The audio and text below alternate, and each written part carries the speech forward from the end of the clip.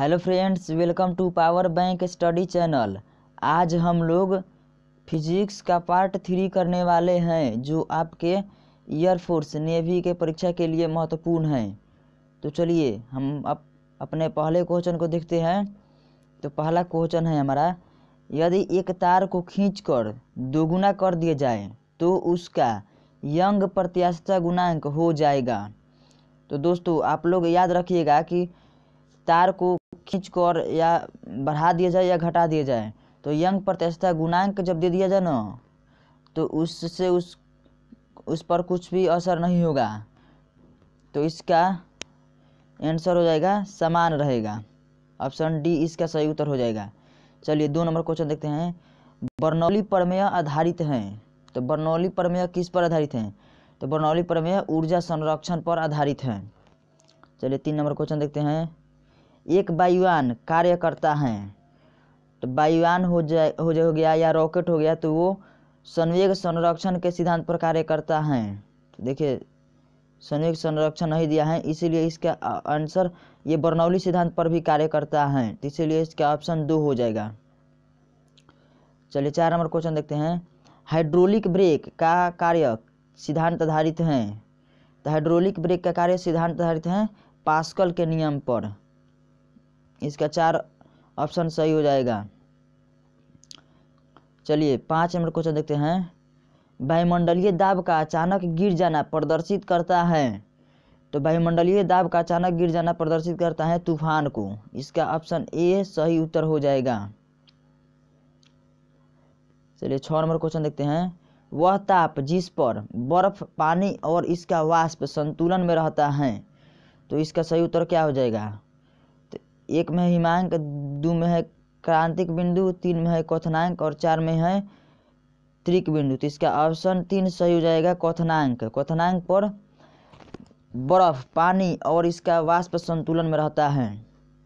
चलिए 7 number question देखते हैं। आदर्श गैस की आंतरिक ऊर्जा निर्भर करती है। आदर्श गैस की आंतरिक ऊर्जा किस पर निर्भर करती है? तो आदर्श गैस की आंतरिक ऊर्जा ताप पर निर्भर करती है। चलिए 8 नंबर क्वेश्चन देखते हैं।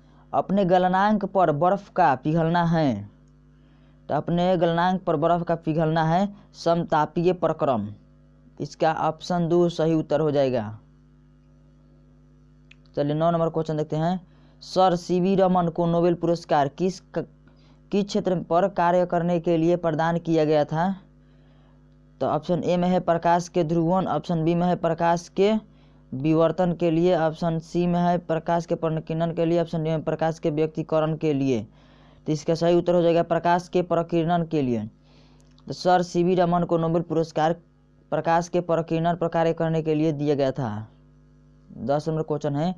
वह घटना जो प्रकाश की अनुप्रस्थ तरंग प्रकृति दर्शाती है। तो अनुप्रस्थ दर्शाती है तो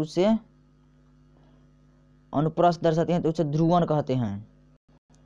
अनुप्रस्थ प्रकृति के ध्रुवण में ही होती है। 11 नंबर क्वेश्चन देखते हैं। 1 बाइट बराबर होता है 8 बिट्स। ऑप्शन ए सही उत्तर हो जाएगा।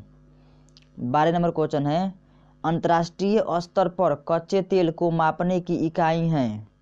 तो अंतर्राष्ट्रीय स्तर पर कच्चे तेल के मापने की इकाई बैरल है। इसका ऑप्शन 2 सही उत्तर हो जाएगा। चलिए आगे देखते हैं। 13 नंबर। 18 कैरेट स्वर्ण में है। तो 18 कैरेट स्वर्ण में 75% सोना और 25% अशुद्धि है। दोस्तों इसको हम निकालने के लिए आपको सिखा दे रहे हैं।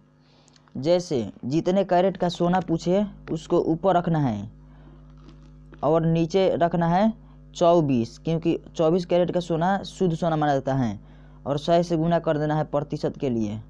इसको काट देना है 6×3 18, 100 चौका 24, 3/4 आ गया तो ये कटेगा 25 बार में, और 25×3 75, अर्थात 75% इसमें गोल्ड है। इसी तरह दोस्तों किसी का भी आप लोग निकाल लीजिएगा। तो 75% गोल्ड है और इसमें 25% अदर मेटल मिलाया गया है।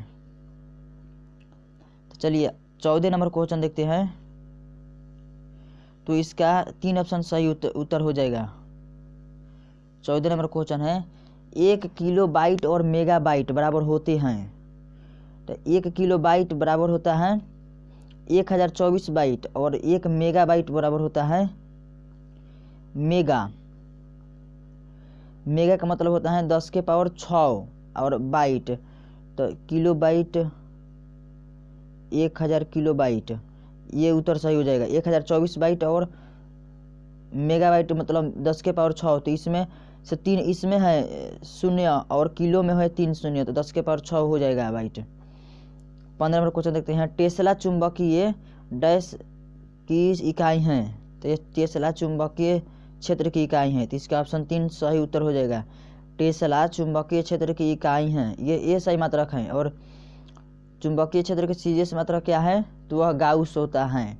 1 टेस्ला बराबर कितना होता है। और क्वेश्चन में ये भी पूछ सकता है कि 1 टेस्ला बराबर कितना होता है। तो 1 टेस्ला बराबर होता है 10 के पावर 4 गाउस। इसको आप लोग याद कर लीजिएगा। चलिए आगे क्वेश्चन देखते हैं 16 नंबर निम्न में से कौन द्रव्यमान की इकाई नहीं है। तो पौंड द्रव्यमान की इकाई है, ठीक है। डाइन द्रव्यमान की इकाई नहीं है, ये तो बल की इकाई है। और 1 न्यूटन बराबर कितने डाइन के बराबर होता है। तो 1 न्यूटन बराबर 10 के पावर 5 डाइन के बराबर होता है। ये बल का ये सही मात्रक है, ये सीजीएस मात्रक है, सीजीएस मात्रक है, ये सही मात्रक है, इसको भी याद कर लीजिएगा। चलिए आगे क्वेश्चन देखते हैं। ल्यूमेन मात्रक हैं, तो ल्यूमेन किसका मात्रक है। तो ल्यूमेन प्रदीप्त घनत्व का नहीं है, चमक का भी नहीं है, ज्योति फ्लक्स का भी नहीं है। 4 में ऑप्शन दिया है ज्योति तीव्रता का तो मात्रक हो जाएगा केंडला। और 3 में ऑप्शन है ज्योति फ्लक्स, तो ज्योति फ्लक्स ही सही उत्तर हो जाएगा। ल्यूमेन दिया है, हम सोचे कि ज्योति तीव्रता दिया है, भले केंडला दिया है। तो ल्यूमेन मात्रक है तो ज्योति फ्लक्स का। 1 माइक्रोन बराबर होता है। तो 1 माइक्रोन बराबर कितना होता है। तो 1 माइक्रोन बराबर होता है 1 माइक्रोन बराबर 10 के पावर -6। तो 1 माइक्रोन बराबर कितना होता है। तो 10 के पावर -6। तो मिलीमीटर में कितना हो जाएगा। तो 1 मिलीमीटर बराबर होता है 10 के पावर -3। तो 10 के पावर -3 और 10 के पावर -6, तो इसमें हो जाएगा 0.001 मिलीमीटर। इसलिए ऑप्शन ए सही उत्तर हो जाएगा इसका। चलिए आगे देखते हैं 19 नंबर देखते हैं। प्रकाश वर्ष निम्नलिखित में से किसका मात्रक है। तो प्रकाश वर्ष निम्नलिखित में से प्रकाश वर्ष तो खगोलीय दूरी की मात्रक है। और वेग का मात्रक क्या हो जाएगा। तो वेग का मात्रक हो जाएगा मीटर प्रति सेकेंड।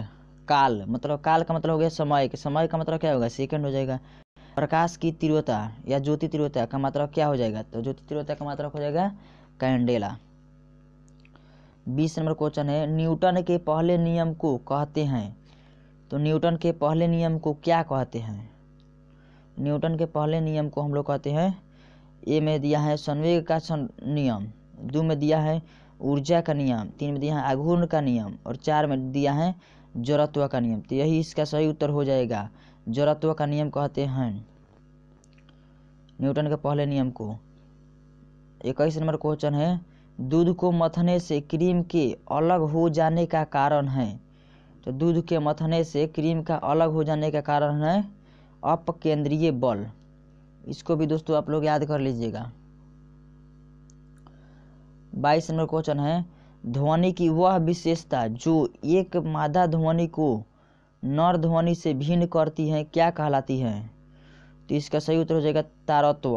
ऑप्शन 2 में दिया है, इसीलिए इसका ऑप्शन 2 सही उत्तर हो जाएगा। 23 नंबर क्वेश्चन है निम्नलिखित में से किसका ध्वनि के वेग पर कोई प्रभाव नहीं पड़ता है। तो इसका ऑप्शन 2 सही उत्तर हो जाएगा दाब का ध्वनि के वेग पर कोई प्रभाव नहीं पड़ता है। और तापमान का पड़ता है, घनत्व का पड़ता है और आर्द्रता का पड़ता है ध्वनि के वेग पर प्रभाव, लेकिन दाब का कोई प्रभाव नहीं पड़ता है। चलिए 24 नंबर क्वेश्चन देखते हैं ध्वनि तरंगों में निम्न में से कौन सी घटना घटित नहीं हो सकती है? तो ध्वनि तरंगे अनुदैर्ध्य तरंगे हैं, और अनुदैर्ध्य तरंगों में व्यतिकरण उत्पन्न होता है, परावर्तन उत्पन्न होता है, विवर्तन उत्पन्न होता है, ध्रुवण उत्पन्न नहीं होता है। इसीलिए ध्वनि तरंगों में दिया है कि निम्न में से कौन सी घटना उत्पन्न नहीं होती है? ध्वनि तरंगों में ध्रुवण उत्पन्न नहीं हो सकता है, यह केवल प्रकाश तरंगों में उत्पन्न होता है। 25 नंबर क्वेश्चन है, 20 हर्ट्ज से 20,000 हर्ट्ज की आवृत्ति वाले ध्वनियों को कहते हैं। तो 20 से 20,000 हर्ट्ज के बीच के ध्वनि को श्रव्य ध्वनियाँ कहते हैं, जिससे हम लोग सुन सकते हैं। अब प्राश्राविक ध्वनि का मतलब क्या हो गया? तो 20,000 हर्ट्ज से ऊपर की ध्वनि को प्राश्राविक ध्वनि कहते हैं, और अवश्राविक मतलब कि अवश्रवी ध्वनि का मतलब क्या हो गया? 20 हर्ट्ज से नीचे की ध्वनि को अवश्रवी ध्वनि कहते हैं। 26 नंबर क्वेश्चन है, चमगादड़ों की ध्वनि कैसी होती है? तो चमगादड़ों की ध्वनि होती है, ऑप्शन ए में दिया है अपश्रव्य, 2 में दिया है श्रव्य, 3 में दिया है अवधानिक, और 4 में दिया है पराश्रव्य। तो यही उसका सही उत्तर हो जाएगा। चमगादड़ की ध्वनि कैसी होती है? मतलब चमगादड़ कैसी ध्वनि उत्पन्न करते हैं? तो यह पराश्रव्य ध्वनि उत्पन्न करते हैं। चलिए 27 नंबर क्वेश्चन देखते हैं, सेकंड लोलक का आवर्तकाल होता है। सेकंड लोलक का आवर्तकाल कितना होता है? तो 1 सेकंड, 2 सेकंड, 0.5 सेकंड और 1.5 सेकंड। तो सेकंड लोलक का आवर्तकाल होता है 2 सेकंड। सेकंड लोलक का आवर्तकाल कितना होता है? तो 2 सेकंड होता है। चलिए 28 नंबर क्वेश्चन देखते हैं, कृत्रिम उपग्रह के अंदर भारहीनता का अनुभव करता है क्योंकि पृथ्वी के आकर्षण का बल उस स्थान पर शून्य होता है। 2 में दिया है चंद्रमा का आकर्षण के बल द्वारा संतुलित होता है, केंद्रीय बल के समान होता है। उपग्रह के 4 में दिया है उपग्रह के विशेष डिजाइन के कारण प्रभावहीन होता है। तो इसका सही उत्तर हो जाएगा उस स्थान पर शून्य होता है। कृत्रिम उपग्रह के अंदर व्यक्ति भारहीनता का अनुभव करता है क्योंकि पृथ्वी के आकर्षण बल हैं उस स्थान पर शून्य होता है। 29 नंबर क्वेश्चन देखते हैं, चंद्रमा पर कोई भी अंतरिक्ष यात्री नली की सहायता से नींबू का शरबत क्यों नहीं पी सकता? तो ऑप्शन ए में है चंद्रमा पर घनत्व के कारण त्वरण कम है। 2 में है चंद्रमा पर नींबू का शरबत का त्वरित वाष्पीकरण हो जाता है। वाष्पीकरण तो होगा ही नहीं क्योंकि वहाँ पर तो अपने से ही पहले से ज़्यादा ठंडी है। चंद्रमा पर वायुमंडल नहीं है, ये इसका सही उत्तर हो जाएगा। चंद्रमा पर वायुमंडल नहीं है, इसीलिए कोई भी आदमी नींबू के रस को नली से नहीं पी सकता है। 30 नंबर क्वेश्चन देखते हैं, बरसात के दिन जल पर छोटी तैलीय परतों में चमकीले रंग दिखाई देते हैं, यह किसके कारण होता है? प्रकीर्णन, परिक्षेपण, अपवर्तन, ध्रुवण। तो इसका सही उत्तर हो जाएगा ऑप्शन 2 परिक्षेपण। बरसात के दिन में हम लोग देखते हैं कि जल पर छोटी तैलीय परतों में चमकीले रंग दिखाई देते हैं, तो ये परिक्षेपण के कारण होता है। 31 नंबर क्वेश्चन देखते हैं, इंद्रधनुष की रचना किससे होती है? तो ए में दिया है जल की बूंदों द्वारा सूर्य के प्रकाश के अवशोषण से।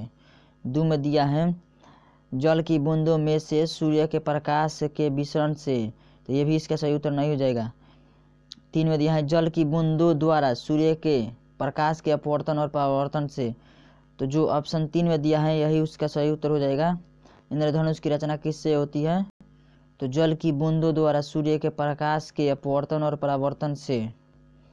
चलिए 32 नंबर क्वेश्चन देखते हैं, यातायात सिग्नलों में लाल प्रकाश प्रयुक्त किया जाता है क्योंकि लाल प्रकाश का तरंगदैर्घ्य सबसे अधिक होता है। तो लाल खतरे की प्रतीक है, लाल प्रकाश सबसे कम प्रक्षेपित होता है। देखिए दोस्तों, यहाँ पर बहुत अच्छी तरह से ऑप्शन दिया है कि लाल, हम लोग याद किए हैं कि लाल प्रकाश का तरंगदैर्घ्य सबसे अधिक होता है। तरंगदैर्घ्य और परिक्षेपण दोनों एक दूसरे के विपरीत होते हैं, अर्थात लाल प्रकाश का तरंगदैर्घ्य अधिक होता है तो परिक्षेपण कम होता है। तो परिक्षेपण कम होता है तो इससे क्या लाभ होगा? तो परिक्षेपण कम होगा अर्थात फैलता कम है। लाल प्रकाश को दूर से देखेंगे तो ये फैलता नहीं है, अतः यह सीधे रूप में चलता है और हम लोगों को आसानी से दिखाई दे देता है। इसीलिए लाल प्रकाश का खतरे के रूप में प्रयोग किया जाता है। 33 नंबर क्वेश्चन है, देहली आवृत्ति कैसी आवृत्ति है?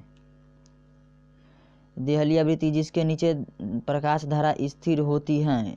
ऑप्शन ए नहीं होगा, जिसके नीचे प्रकाश विद्युत विसर्जन संभव नहीं होता है। देहली आवृत्ति कैसी आवृत्ति है? तो जिसके नीचे प्रकाश विद्युत विसर्जन संभव नहीं है तो उसको देहली आवृत्ति कहते हैं।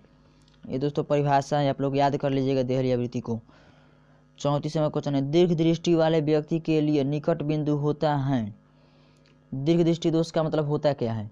दीर्घ दृष्टि दोष का मतलब होता है दूर की वस्तु साफ दिखाई देती है लेकिन पास की वस्तु साफ नहीं दिखाई देती है। यह दोस्तों उल्टा दिया होता है।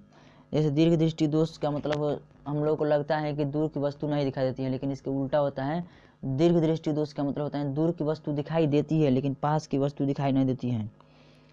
दीर्घ दृष्टि दोष वाले व्यक्ति के लिए निकट बिंदु होता है, तो ये तो 25 सेंटीमीटर होगा ही नहीं है, 25 सेंटीमीटर से कम नहीं, 25 सेंटीमीटर से अधिक वाला ऑप्शन सही हो जाएगा, क्योंकि दीर्घ दृष्टि दोष है तो पास से को उसको तो दिखाई दे नहीं रहा है, दूर का दिखाई दे रहा है, तो निकट बिंदु होगा 25 सेंटीमीटर से अधिक। उम्मीद करता हूँ दोस्तों आप लोगों को वीडियो समझ में आ रहा होगा। 35 नंबर क्वेश्चन है, समुद्र की सीपी किस कारण से सुनहरी दिखाई देती हैं? परिक्षेपण के कारण, परावर्तन के कारण, या विवर्तन के कारण, या ध्रुवण के कारण? तो इसका सही उत्तर हो जाएगा विवर्तन के कारण। समुद्र की सीपी किस कारण से सुनहरी दिखाई देती है? विवर्तन के कारण। 36 नंबर क्वेश्चन है, वस्तुनिष्ठ प्रकार की परीक्षा के लिए निम्न में से कौन सा अधिक उपयुक्त है? तो optical text recognition, optical mark reading and recognition. 3 number में है मैग्नेटिक इंक करेक्टर रिकॉग्निशन, और 4 में है ऑप्टिकल करेक्टर रिकॉग्निशन। तो इसका सही उत्तर हो जाएगा option 2, optical mark reading and recognition. इसका शॉर्ट फॉर्म में हम लोग कहते हैं OMR सीट। 37 नंबर क्वेश्चन है, मोटर कारों में हेडलाइट की चौंध को हटाने के लिए पोलराइड प्रयुक्त किए जाते हैं। ये तो आसान क्वेश्चन है। 38 नंबर क्वेश्चन देखते हैं, चंद्र सतह पर एक प्रेक्षक को दिन के समय आकाश दिखाई देगा। तो चंद्र सतह पर एक प्रेक्षक को आकाश काला दिखाई देता है।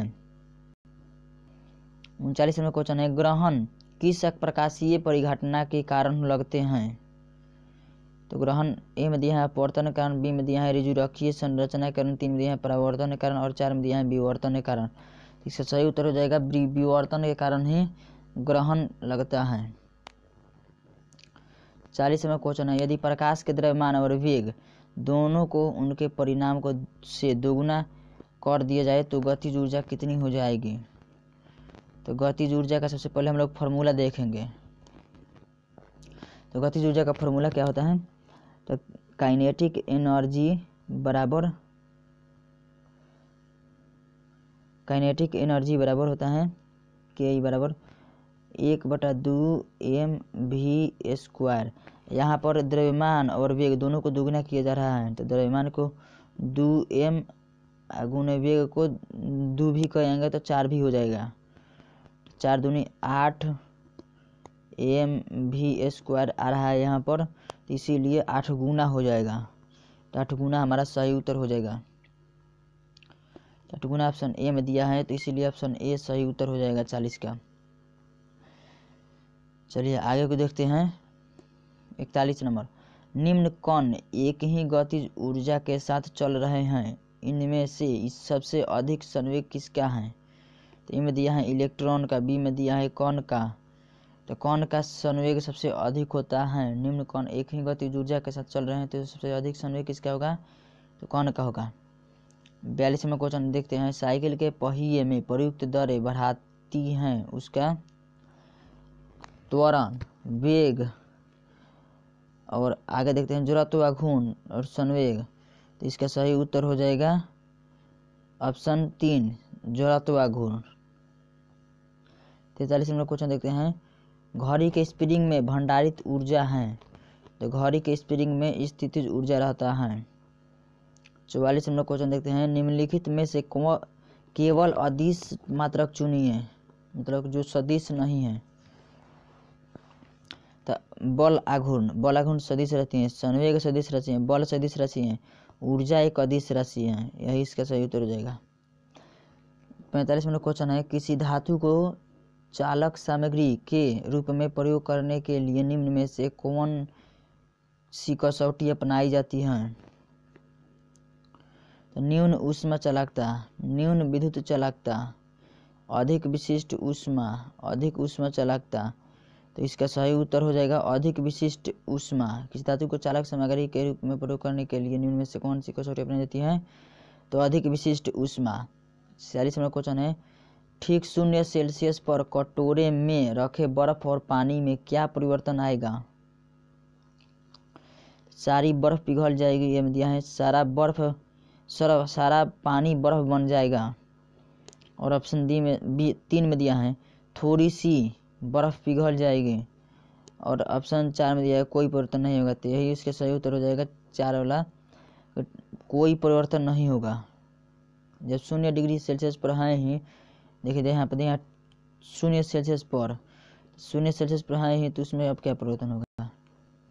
थर्मामीटर, 47 नंबर क्वेश्चन है, थर्मामीटर में आमतौर पर पारे में प्रयोग किया जाता है क्योंकि इसमें उच्च तरलता होती है, उच्च चालकता होती है, उच्च सघनता होती है, उच्च विशिष्ट ऊष्मा होती है।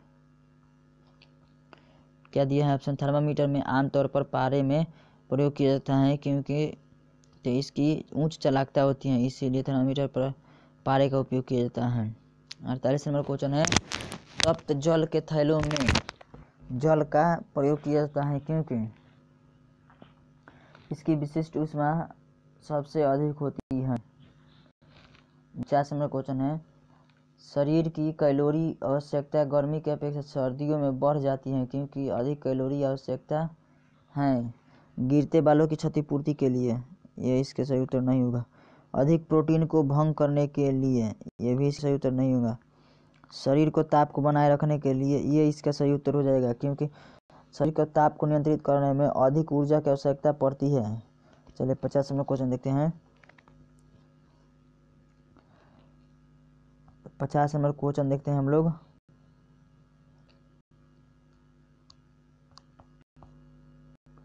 दोस्तों स्लाइड कट गया है, रुक जाइए, हम ला रहे हैं 50 नंबर क्वेश्चन। तो हमारा 49 क्वेश्चन था, शरीर की कैलोरी की आवश्यकता गर्मी से ज़्यादा ठंडी में क्यों होती है। तो इस शरीर के ताप को बनाए रखने के लिए। और 50 नंबर क्वेश्चन है, रेफ्रिजरेटर खाद्य पदार्थों को खराब होने से बचाता है क्योंकि।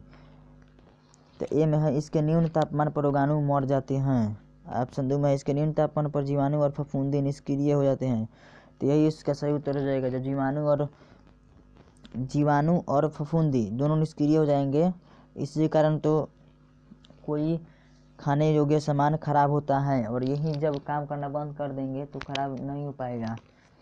दोस्तों आज के लिए इतना ही। उम्मीद करता हूँ आपको वीडियो पसंद आया होगा, और